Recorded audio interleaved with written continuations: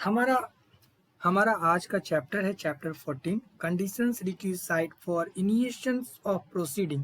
190 से लेकर 196 तक आज हम जानेंगे। तो आइए वीडियो स्टार्ट करते हैं और जानते हैं कि ये क्या कहता है। Cognizance of offence by magistrate, magistrate जो मजिस्ट्रेट है, मजिस्ट्रेट के द्वारा ऑफेंस का संज्ञान लेना। ठीक है, तो क्लॉज 1 बोल रहा है subject to the provision of this chapter and any magistrate of the first class and any magistrate of the second class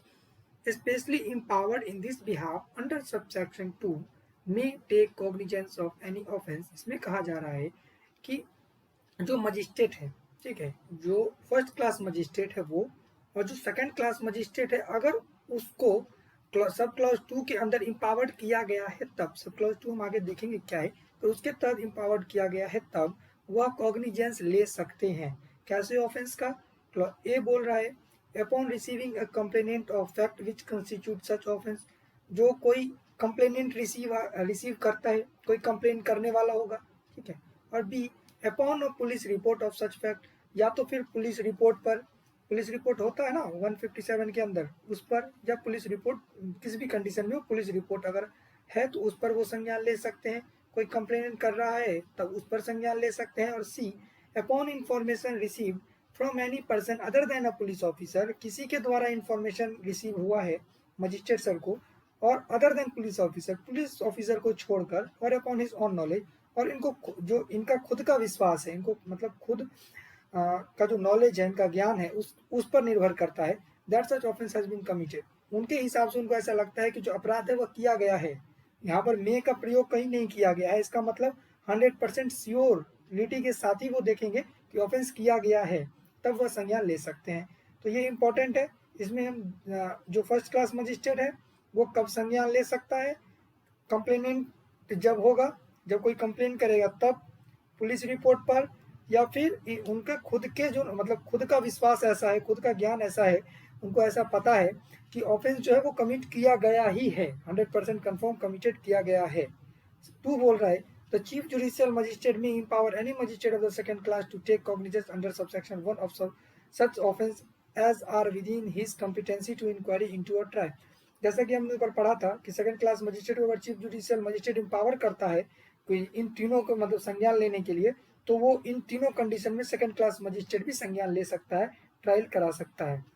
उसके बाद 191 बोल रहा है transfer on application of the accused के एप्लीकेशन पर ट्रांसफर कर देना, ऑफ कोर्स केस का ट्रांसफर कर देना। When a magistrate take cognizance of an offence under clause C of subsection 1 of section 190 के सबसेक्शन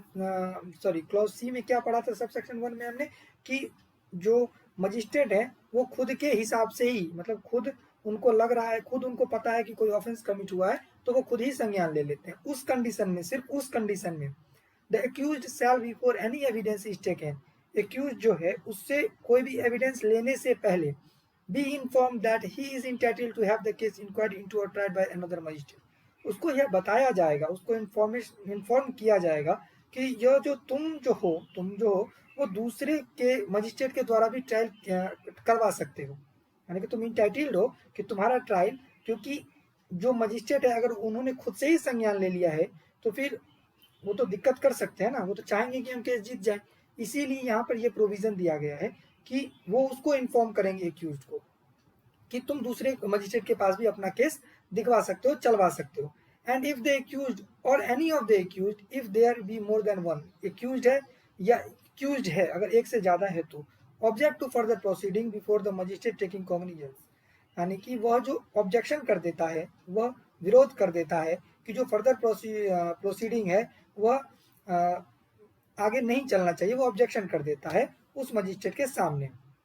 ठीक है। तो the case shall be transfer to such other magistrate as may be specified by the chief judicial magistrate in this behalf. तो जो अगर वो objection करता है तो जो केस है वहां पर शैल का प्रयोग है, मे का प्रयोग नहीं है, यानी कि ट्रांसफर करना ही पड़ेगा दूसरे मजिस्ट्रेट के पास, जैसा कि चीफ जुडिशियल मजिस्ट्रेट जिसको निर्देशित करेंगे, यानी कि चीफ जुडिशियल मजिस्ट्रेट जिसको भी ऑर्डर कर देगा वह उसका केस देखेगा, लेकिन वह नहीं देखेगा जिसके कोर्ट में वो नहीं चाहता था, फर्स्ट बात। उसके बाद 192 बोल रहा है making over of case to magistrate, clause 1 any chief judicial magistrate may after taking cognizance of an offence make over the case for inquiry और trial to any competent magistrate subordinate to him. Chief judicial magistrate cognizance लेने के बाद, cognizance अगर ले लेते हैं उसके बाद भी अगर वो चाहें तो किसी दूसरे को केस दे सकते हैं, यानी कि ट्रांसफर कर सकते हैं, किसी व्यक्ति को दे सकते हैं, किसी व्यक्ति को नहीं, सॉरी, किसी कंपिटेंट मजिस्ट्रेट को दे सकते हैं जो उनका सबऑर्डिनेट है, उसको वो ट्रांसफर कर सकते हैं। यहाँ पर देखने वाली बात है कि आफ्टर टेकिंग कॉग्निजेंस, कॉग्निजेंस लेने के बाद भी वो ट्रांसफर कर सकते हैं। 2. Any magistrate of the first class empowered in this behalf by the chief judicial magistrate, कोई भी मजिस्ट्रेट जो फर्स्ट क्लास का है यदि चीफ जुडिशियल मजिस्ट्रेट के द्वारा इम्पावर्ड किया गया है, यानी कि उसको पावर दिया गया है, after taking cognizance of an offence, cognizance लेने के बाद यानी संज्ञान लेने के बाद ऑफेंस का, make over the case for inquiry और trial to such other competent magistrate, तो वो क्या कर सकता है कि वो भी कॉग्निजेंस लेने के बाद भी वह दूसरे को ट्रायल कर, मतलब केस ट्रांसफर कर सकता है एक कॉम्पिटेंट मजिस्ट्रेट को, ठीक है। As the chief judicial magistrate may by general or special order specify and thereupon such magistrate may hold the inquiry or trial, तो जो चीफ जुडिशियल मजिस्ट्रेट है वो जिसको भी चाहे जनरल ऑर्डर करके या स्पेशल ऑर्डर करके जिस भी कोर्ट का या जिस भी जज का स्पेसिफाई किया हुआ है उस ऑर्डर में, उसको वो क्या करेगा, जो फर्स्ट क्लास मजिस्ट्रेट है वो ट्रांसफर कर देगा और उसके बाद जिसके पास ट्रांसफर किया जाएगा वो इंक्वायरी और ट्रायल चला सकता है। एक बार आप फिर से जानिए इसको, हमको लगा कि शायद थोड़ा सा वॉग्यू हो गया था, इसीलिए जो फर्स्ट क्लास मजिस्ट्रेट है वो अगर चीफ जुडिशियल मजिस्ट्रेट उसको इम्पावर्ड करता है तो वो भी कॉग्निजेंस लेने के बाद किसी दूसरे कॉम्पिटेंट मजिस्ट्रेट के पास केस ट्रांसफर कर सकता है। और किसके पास ट्रांसफर कर सकता है, जिसको जैसा कि चीफ जुडिशियल मजिस्ट्रेट जनरल या स्पेशल ऑर्डर करके स्पेसिफाई किया गया है कि उसके पास भेज देना है तो उसके पास भेज देता है, और उसके पास वो जिसके पास भेजा जाता है उसके बाद वह मजिस्ट्रेट क्या है, ट्रायल या इंक्वायरी चला सकता है। उसके बाद 193 cognizance of offence by court of session, यानी कि संज्ञान जो है वो ऑफेंसेस का कोर्ट ऑफ सेशन के द्वारा कब लिया जा सकता है, except as otherwise expressly provide by this court और by any other law for the time being in force, उसको छोड़कर जो तो एक्सप्रेसली इस कोड में दिया गया यानी कि सीआरपीसी प्रोसीडिंग में दिया गया है या फिर किसी दूसरे लॉ के हिसाब से जो उस समय इंडिया के अंदर फोर्स में है, ठीक है, उसको छोड़कर no court of session shall take cognizance of any offense as a court of original jurisdiction unless the case has been committed to it by a magistrate under this code, यानी कि session court जो है वह cognizance नहीं ले सकता जब तक कि उसको कोई मजिस्ट्रेट जो है वो केस कमिट नहीं करता, यानी केस ट्रांसफर नहीं कर देता, तब तक सेशन कोर्ट खुद से एज अ ओरिजिनल कोर्ट, ठीक है, वह संज्ञान नहीं ले सकता। यानी कि कभी भी अगर पूछा जाएगा कि ओरिजिनल कोर्ट, क्या सेशन कोर्ट ओरिजिनल कोर्ट हो सकता है, तो नहीं, सेशन कोर्ट ओरिजिनल कोर्ट नहीं हो सकता, जब तक उसके पास केस ट्रांसफर नहीं होगा तब तक वह केस नहीं देख सकता। लेकिन वहां पर एक चीज और मेंशन करना पड़ेगा, except as otherwise expressly provided by this court और by any other law for the time being in force, ठीक है, जो लॉ इस कोड में दिया गया है उसको छोड़कर या फिर उस समय में अगर ऐसा कोई लॉ है तो उसको छोड़कर सेशन कोर्ट खुद से संज्ञान नहीं ले सकता। 194 additional and assistant session judges or judges to try cases made over to them as additional session judge or assistant session judge shall try such cases as the session judge of the division may by general or special order make over to him for trial or as the high court may by special order direct him to trial। इसमें कहा जा रहा है कि जो additional session जज है, जो असिस्टेंट सेशन जज है, वह केस को तभी ट्राई कर सकता है जब जो उस डिवीजन का सेशन जज है वह उनको चाहे तो जनरल ऑर्डर करके या स्पेशल ऑर्डर करके उनको ये पावर देता है, उनको ट्रायल करने के लिए वह केस देता है, तभी वो कर सकते हैं। इसमें क्या है, एडिशनल सेशन जज और असिस्टेंट सेशन जज को कौन ट्रांसफर करेगा केस, सेशन जज ही इम्पावर्ड करेगा, सेशन जज केस देता है तभी वो केस देखेंगे, अदरवाइज वो नहीं देख सकते, ठीक है। उसके बाद एज द हाई कोर्ट में by special order direct him to trial, या तो सेशन जज या फिर अगर हाई कोर्ट स्पेशल ऑर्डर करके उनको डायरेक्ट करता है कि आप ही इस केस को देखिए तो फिर वो उस केस को देखेंगे, उस केस का ट्रायल चला सकते हैं। 195 बहुत इंपॉर्टेंट है, prosecution for contempt of lawful authority of public servant for offence against public justice and for offence relating to document given in evidence, जो भी अपराध है वह पब्लिक सर्वेंट के खिलाफ हो रहा है, ठीक है, या फिर कोर्ट के प्रोसीडिंग के दौरान हो रहा है, उससे रिलेटेड है, पब्लिक जस्टिस से रिलेटेड है और एविडेंस से रिलेटेड है, उसमें क्लॉज 1 बोल रहा है no court shall take cognizance, court जो है वो कॉग्निजेंस नहीं ले सकता। A1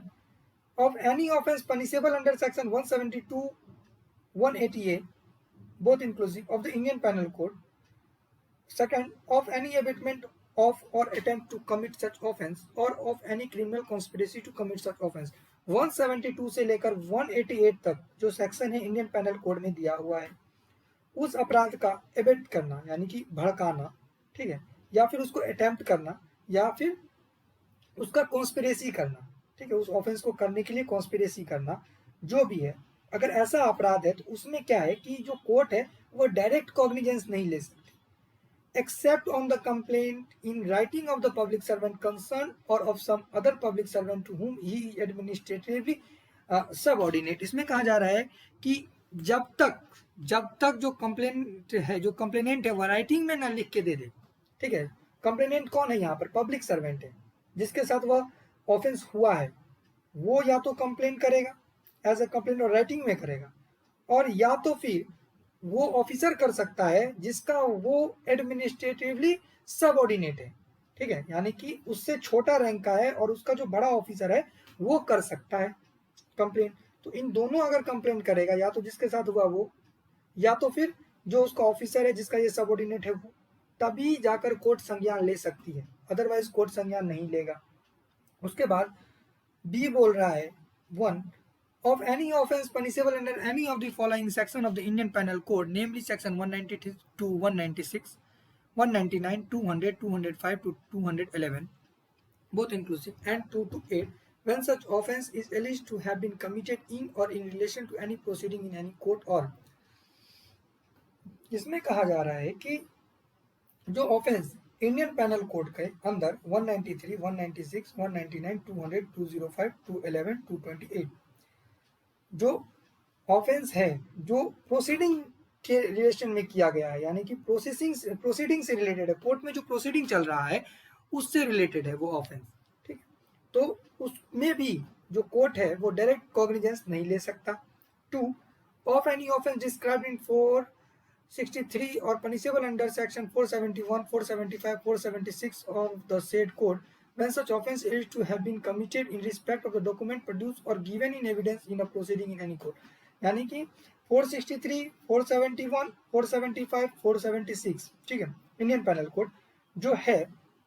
उसके अगर ऐसा ऑफेंस है ना,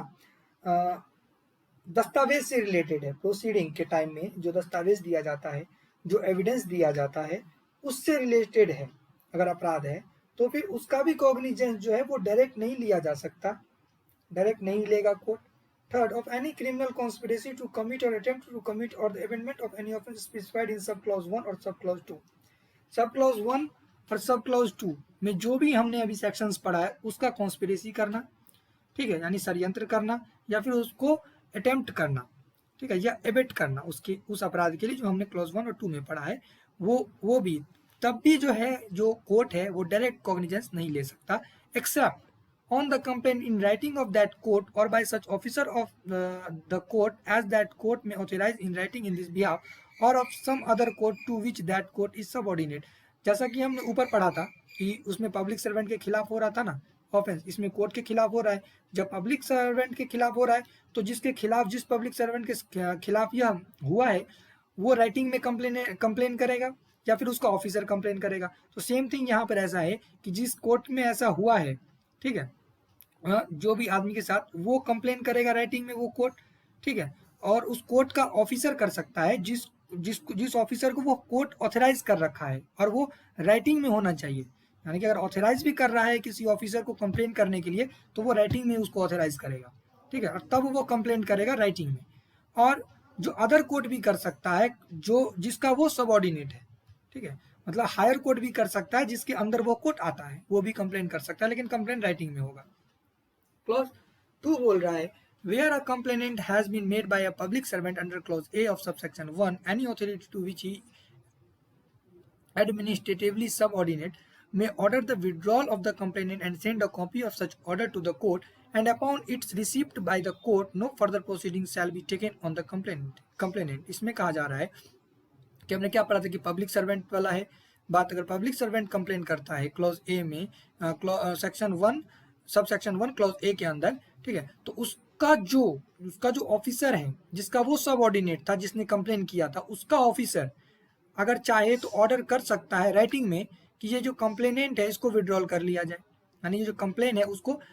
खारिज कर दिया जाए, हटा लिया जाए।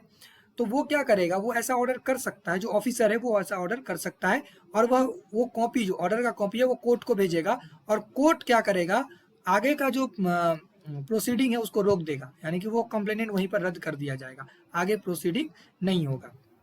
आई होप ये क्लियर हो गया होगा। उसके बाद provided that no such withdrawal shall be ordered if the trial in the court of first instance has been concluded, लेकिन यह तब लागू नहीं होगा जब जो फर्स्ट कोर्ट है, यानी कि जो ओरिजिनल जुडिक्शन वाला कोर्ट है फर्स्ट इंस्टेंस में, वहां पर कंक्लूड हो गया है ये चीज, ठीक है, यानी कि समाप्त हो चुका है केस, उसके बाद आप ऐसा ऑर्डर नहीं कर सकते। 3 बोल रहा है in clause B of subsection 1 in the term of court, यानी क्लॉज बी और सबसेक्शन 1 में जो हमने कोर्ट पढ़ा है, उस कोर्ट में क्या है, सिविल, रेवेन्यू और क्रिमिनल कोर्ट आता है, and includes a tribunal constituted by or under a central provisional or state act if declared by that act to be a court for the purpose of this section। यानी कि इस section के लिए अगर कोई court बनाया गया है, यानी जो हमने सेक्शन ऊपर पढ़ा है इंडियन पेनल कोड, उसको डील करने के लिए कोई स्पेशल कोर्ट बनाया गया है, हाँ, या सेंट्रल या फिर स्टेट के द्वारा डिक्लेयर किया गया है एज अ कोर्ट, तो फिर वो कोर्ट भी उसमें इंक्लूड होगा, और सिविल और रिवेन्यू को और क्रिमिनल कोर्ट तो इंक्लूड होता ही है, और ट्रिब्यूनल, ठीक है। उसके बाद 4 बोल रहा है for the purpose of clause B of subsection 1 a court shall be deemed to be subordinate to the court to which appeals ordinarily lie from the appealable degrees or sentences of such former court, or in the case of civil court from whose degrees no appeal ordinarily lies, to the principal court having ordinary original civil jurisdictions within whose local jurisdiction such civil court is situated। इसमें कहा जा रहा है कि जो हमने B में पढ़ा था, ठीक है, जो कोर्ट, अब कोर्ट में हम कैसे डील कर सकते हैं कि कौन किसका सब ऑर्डिनेट है। ऑफिसर में तो हम डील कर लिए थे कि ठीक है, अगर इंस्पेक्टर है तो जो डीएसपी है वो उसका सीनियर है, पर यहाँ पर कौन किसका सब ऑर्डिनेट है, तो यहाँ पर बताया जा रहा है कि जनरली जो ऑर्डिनरी सिस्टम है कि जिस कोर्ट में आप अपील कर सकते हैं उस सेंटेंस के खिलाफ, उस डिग्री के खिलाफ, आप जो कोर्ट, मतलब जिस कोर्ट ने आपको फैसला दिया, डिग्री दिया, सेंटेंस दिया, उसके खिलाफ आप जहां भी अपील कर सकते हैं, उस अपील कोर्ट को ही, मतलब अपील कोर्ट को आपको सबऑर्डिनेट कोर्ट माना जाएगा, यानी कि आप अपील कोर्ट के अंदर हैं, जिस कोर्ट में आप अपील कर रहे हैं उस कोर्ट के जो आपको डिग्री दिया था वो उसका सबऑर्डिनेट होगा, ठीक है। यानी कि आप एक बात समझिए कि जैसे सेशन कोर्ट था, ठीक है, तो सेशन कोर्ट से निकलकर आप हाई कोर्ट जाएंगे, तो हाई कोर्ट का सबऑर्डिनेट माना जाएगा सेशन कोर्ट को, क्योंकि हाई सेशन कोर्ट का अपील कहाँ होगा, हाई कोर्ट में होगा, इसीलिए हाई कोर्ट को के अंदर माना जाएगा सेशन कोर्ट को, ठीक है। यानी कि अगर सेशन कोर्ट का बात है तो हाई कोर्ट भी कंप्लेन कर सकता है रिटेन में। उसके बाद है जहां पर जो सिविल केसेस है, सिविल कोर्ट है, वहां पर अपील नहीं होता, जिस कंडीशन में अपील नहीं होता है, तो वहां पर जो प्रिंसिपल कोर्ट है, जो ऑर्डिनरी ओरिजिनल सिविल जुरिडिक्शन वाला कोर्ट है, उसको ही माना जाएगा। यानी कि जो सिविल कोर्ट के, जिस सिविल कोर्ट के अंदर वो कोर्ट आया है, ठीक है, उस अपील तो नहीं हो रहा है, ऊपर हमने क्या पढ़ा था कि अपील हो रहा है, लेकिन यहाँ पर अपील नहीं होता है, लेकिन फिर भी तो वो किसी कोर्ट के अंदर होगा ना, तो जिस कोर्ट के अंदर, जिस सिविल कोर्ट के अंदर, जुडिक्शन के अंदर वो लोकल कोर्ट होगा, उसको, उस सिविल कोर्ट को ही हम उसका सीनियर कोर्ट मानेंगे, और जो निचला कोर्ट है उसको हम उसका सब ऑर्डिनेट मानेंगे। उसके बाद प्रोवाइडेड दैट में बोला है A where appeal like to more than one court appellate court of inferior jurisdiction shall be the court to which such court shall be deemed to be subordinate. अब इसमें कहा जा रहा है कि अब एक कोर्ट से, मतलब जहां पर अब अपील हो रहा है, अपील वाला केस आ गया है कि अपील हो रहा है, लेकिन एक कोर्ट से ज्यादा में अपील हो रहा है, यानी एक जगह हम 2 कोर्ट में अपील कर सकते हैं, तो उस केस में क्या है, जो इंफीरियर जुडिक्शन वाला कोर्ट होगा, यानी कि जो निचला अदालत होगा, ठीक है, जो निचला अदालत होगा उसको ही हम उसका सबऑर्डिनेट कोर्ट मानेंगे। फॉर एग्जांपल आप समझिए, जैसे ए एक कोर्ट है, बी एक कोर्ट है और सी एक कोर्ट है, ठीक है, ए सबसे निचला कोर्ट है। अब ए का जो अपील है वो सी और डी दोनों में हो सकता है, सॉरी बी और सी में हो सकता है। अब बी सी से बड़ा है, बी तो सी से बड़ा है, तो अब गेस करिए कि इस और ये अब ए किसका सबऑर्डिनेट होगा, तो ए सबऑर्डिनेट होगा बी का। ठीक है, आई होप ये क्लियर हो गया होगा। यानी कि सी तो सी के पास भी अपीलेट पावर है, सी के पास भी अपील कर सकते हैं, लेकिन इस कंडीशन में सी को नहीं माना जाएगा, यहाँ पर माना जाएगा बी को, बी का सबऑर्डिनेट होगा ए। आई होप ये क्लियर हो गया होगा। निचला कोर्ट जो होगा उसी को उसके सबऑर्डिनेट कोर्ट माना जाएगा, उसके निचले कोर्ट। उसके बाद B where appeals lie to a civil and also to revenue court. अब जब अपील है वो सिविल और रिवेन्यू कोर्ट, ठीक है, दोनों में हो सकता है। Such court shall be deemed to be subordinate to the civil or revenue court according to the nature of the case proceeding in connection with which he offense alleged to have been committed। अब इसमें क्या है कि अब civil case या revenue court में देखा जाएगा, सिविल कोर्ट में या रिवेन्यू कोर्ट में देखा जाएगा, तो वो जो मैटर है ना, वो मतलब जो नेचर है क्राइम का, यानी कि पैसा है या फिर टैक्स का है तो रिवेन्यू में चल जाएगा। अब छोटा मोटा अपराध है तो सिविल में आ जाएगा। मतलब जैसा भी उसका नेचर है, उस अपराध का जैसा भी नेचर है ना, उस हिसाब से कोर्ट डिसाइड कर दिया जाएगा कि कौन किसका सबऑर्डिनेट है और कहाँ पर जाकर उसको किसके कौन उसको केस को देखेगा। ठीक है, अगर रिवेन्यू मैटर होगा तो रिवेन्यू वाला देखेगा, सिविल मैटर होगा तो सिविल वाला देखेगा, तो वो डिसाइड हो जाएगा नेचर के हिसाब से। 195A बोल रहा है procedure for witness in case of threatening etcetera. A witness or any other person may file a complaint in relation to an offence under section 195 of Indian penal code. यानी 195A Indian penal code का जो section है, इसके अंदर में जो witness, ठीक है, या फिर कोई भी दूसरा आदमी फाइल कर सकता है केस। ठीक है, यानी कि फाइल कर सकता है केस, तो उसमें क्या है कि ऊपर वाला प्रोविजन सब लागू नहीं होगा। यहाँ पर ऐसा लिखा नहीं है लेकिन लागू नहीं होगा, इसीलिए 195A का यहाँ पर दिया गया है कि अब कोई पब्लिक सर्वेंट है, उसको कोई धमकी दे रहा है, ठीक है, वो किसी चीज का किसी विटनेस को धमकी दे रहा है, तो वो विटनेस चाहे तो 195A के अंदर आकर कंप्लेन कर सकता है, डायरेक्ट उसका संज्ञान ले लिया जाएगा। 196 हम अगले वीडियो में पढ़ेंगे, 196 हम पढ़ लेते हैं। ठीक है, 197, 198, 199 हम नेक्स्ट वीडियो में पढ़ेंगे। 196 prosecution for offence against the state and for criminal conspiracy to commit such offence. No court shall take cognizance. अब कोई जो अपराध है वो स्टेट के अगेंस्ट होता है या क्रिमिनल कॉन्स्पिरेसी होता है या कमिट होता है, मतलब कोई भी होता है ऑफेंस स्टेट के खिलाफ, तो उसमें क्या है, no court shall take cognizance, यानी कोर्ट जो है वो कॉग्निजेंस नहीं ले सकता। A any offence punishable under chapter 6 और under section 153A, section 295A और subsection 1 of section 505 of the Indian penal code. ऊपर जो हमने पढ़ा था, ठीक है, जो सेक्शन से इंडियन पैनल कोड का, अगर उसके अंदर कोई ऑफेंस पनिशेबल है तो उसका जो डायरेक्ट कॉग्निजेंस है वो कोर्ट नहीं लेगा। उसके बाद a criminal conspiracy to commit of such offence, जो हमने ऊपर पढ़ा इंडियन पैनल कोड का, अगर उसका क्रिमिनल कॉन्स्पिरेसी होता है तो भी जो कोर्ट है वो संज्ञान नहीं लेगा। C any such abetment as is described in section 108A of the Indian penal code, या इवेंट होता है या फिर जैसा कि 108 में डिफाइन है इंडियन पैनल कोड में, फिर भी कोर्ट डायरेक्ट संज्ञान नहीं लेगा except with the previous sensation of the central government or of the state government. अगर स्टेट गवर्नमेंट या सेंट्रल गवर्नमेंट उसको पास कर देता है, यानी कि सेंसेशन देता है, ठीक है, उसको पास करता है, तो फिर उसके खिलाफ जो मुकदमा है वो चलाया जा सकता है, कॉग्निजेंस लिया जा सकता है। अगर सेंट्रल गवर्नमेंट या स्टेट गवर्नमेंट उसको पास नहीं करता है, यानी ऑर्डर नहीं देता है, ठीक है, तब तक कोर्ट क्या है, कॉग्निजेंस नहीं ले सकता, हमने जो ऊपर अपराध पढ़ा है उसमें। उसके बाद 1A no court shall take cognizance, फिर वही बात कि कोर्ट जो है वो कॉग्निजेंस नहीं ले सकता। A any offence punishable under section 153B of और सब सेक्शन 2 और subsection 3 of section 505 of the Indian penal code.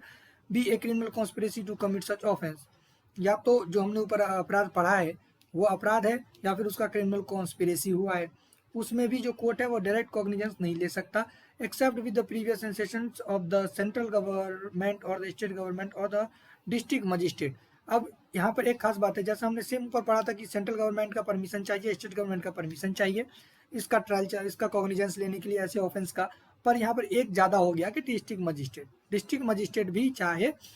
तो ऑर्डर दे सकता है कि आप इसका कॉग्निजेंस ले लीजिए। ठीक है, पर ऊपर वाले अपराध में हमने चढ़ा था सिर्फ सेंट्रल और स्टेट कर सकता है, यहाँ पर डीएम भी कर सकता है।